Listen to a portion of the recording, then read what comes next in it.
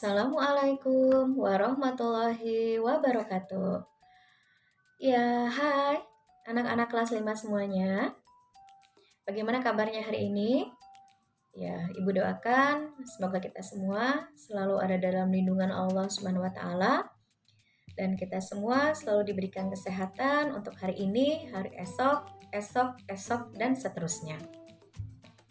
Ya, hari ini kita bertemu lagi di pelajaran Bahasa Indonesia.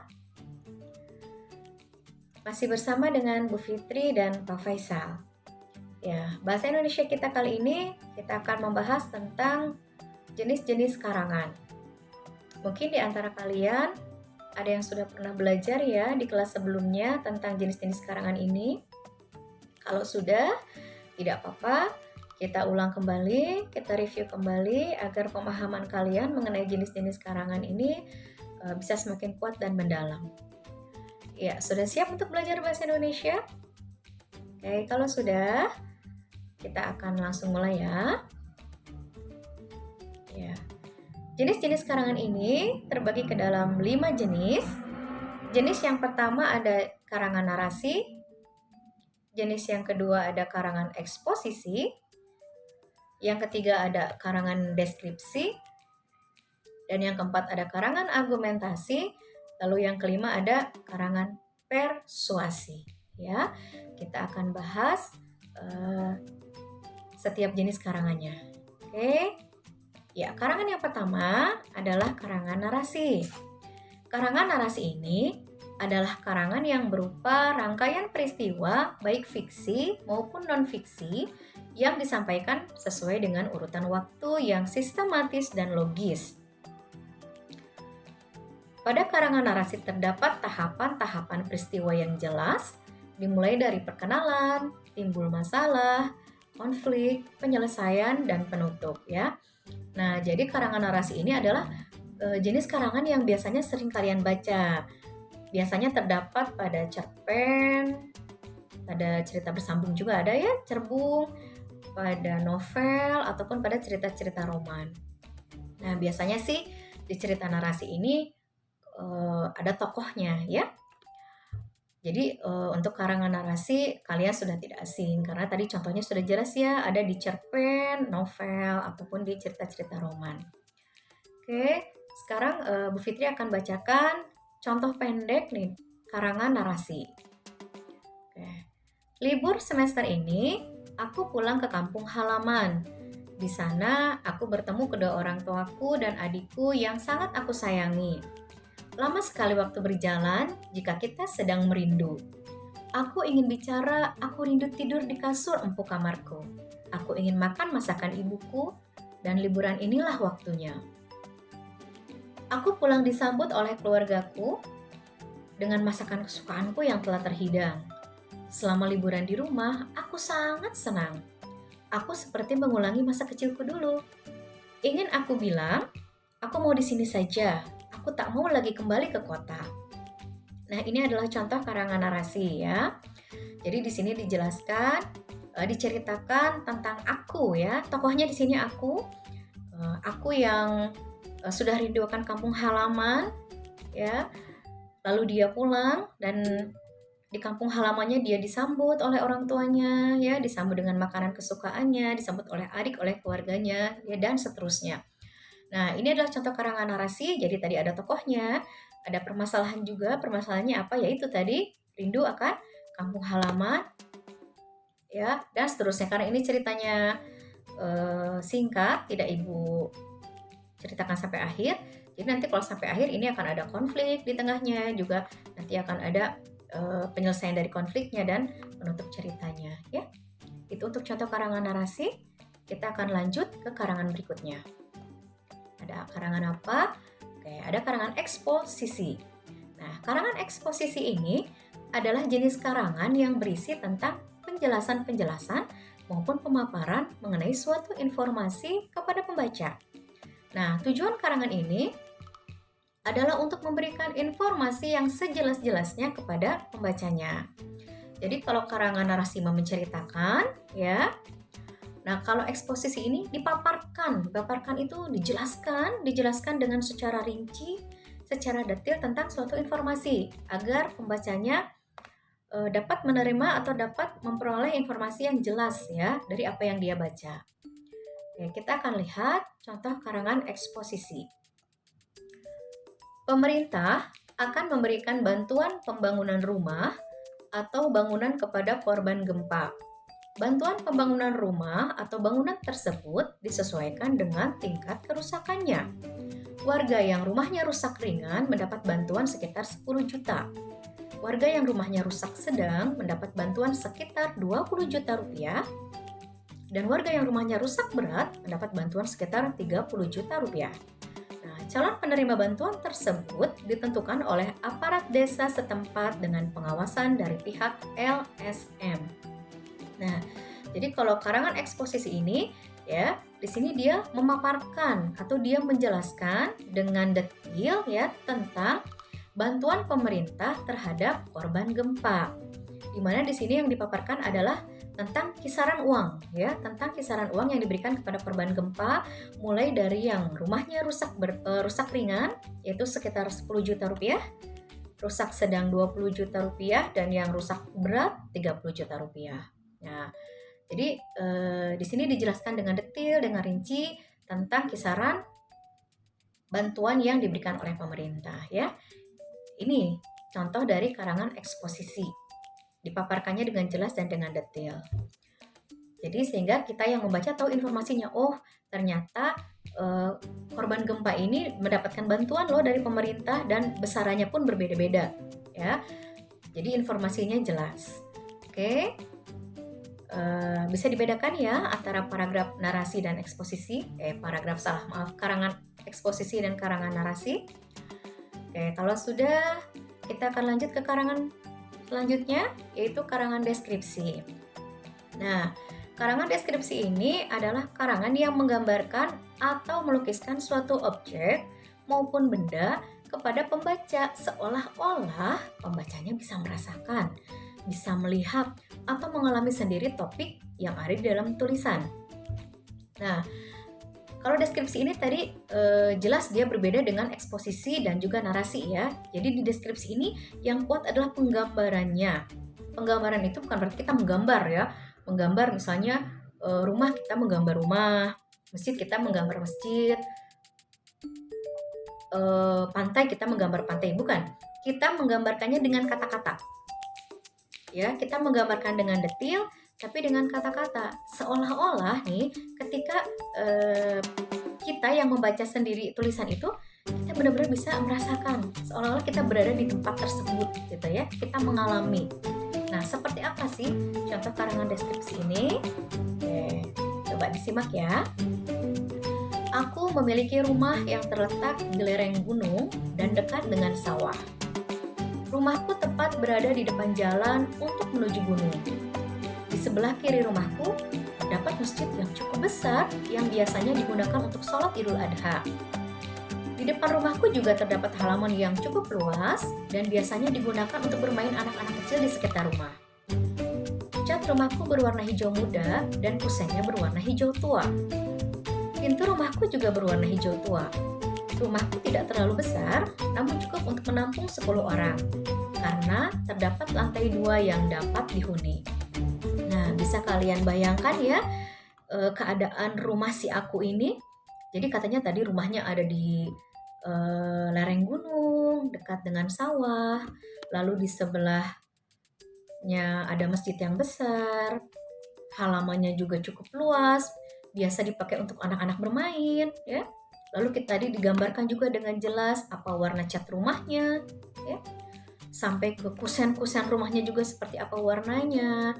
Lalu rumahnya cukup untuk berapa orang di tingkat 2, ya. Nah, jadi benar-benar digambarkan dengan jelas. Sebenarnya ini karangannya masih panjang, tapi Bu Fitri potong, ya.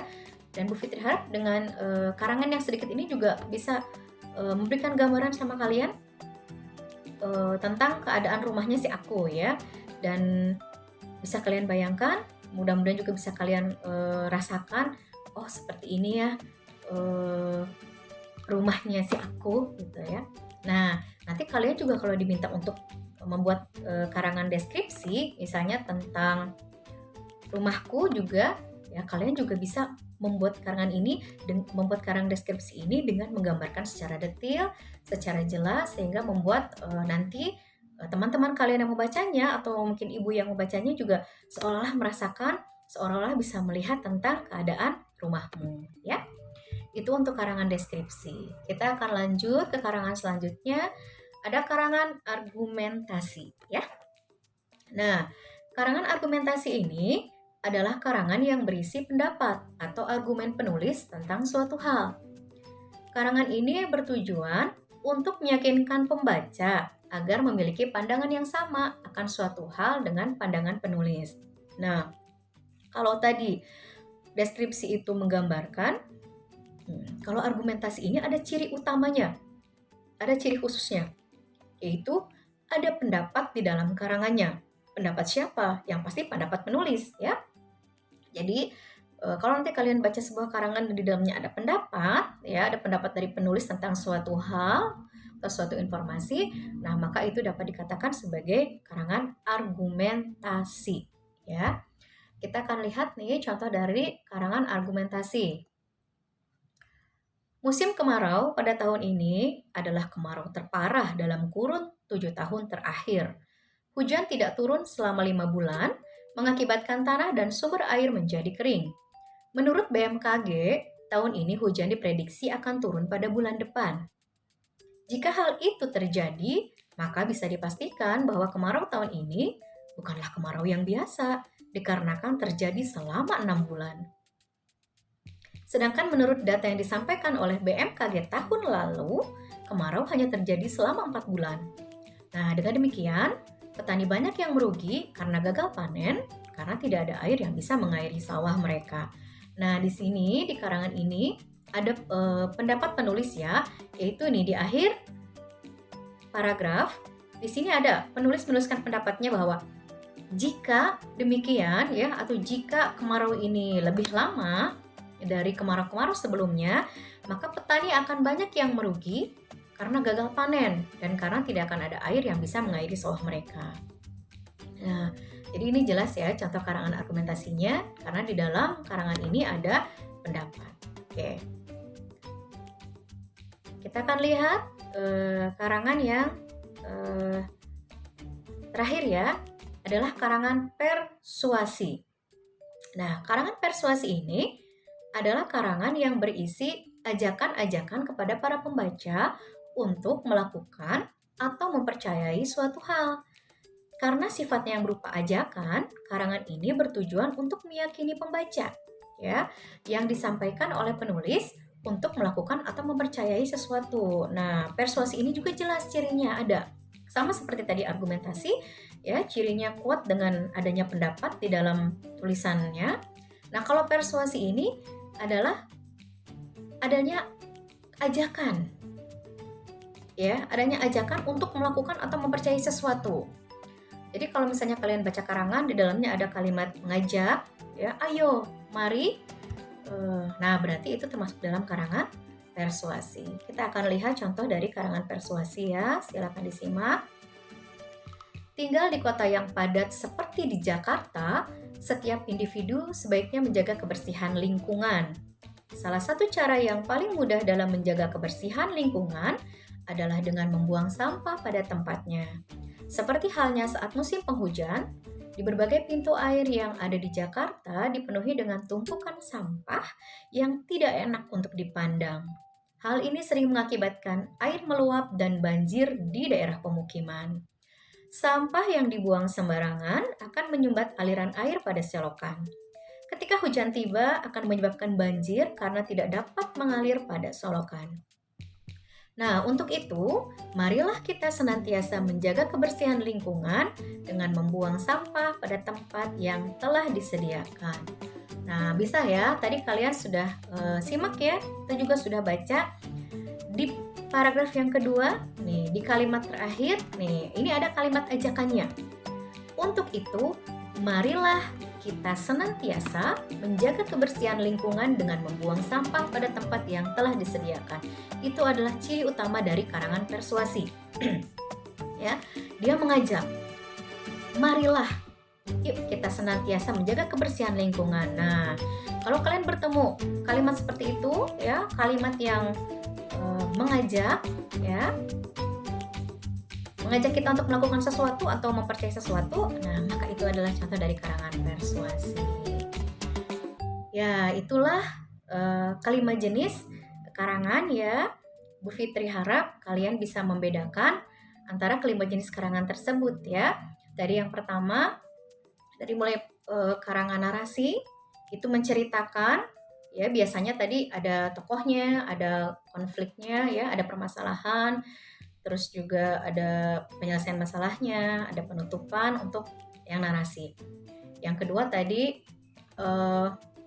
eksposisi ya. Kalau eksposisi itu dipaparkan atau dijelaskan dengan sejelas-jelasnya suatu informasi atau suatu hal yang ditulis oleh penulisnya agar pembacanya mendapatkan informasi yang sejelas-jelasnya dari yang dia tulis. Itu untuk yang eksposisi.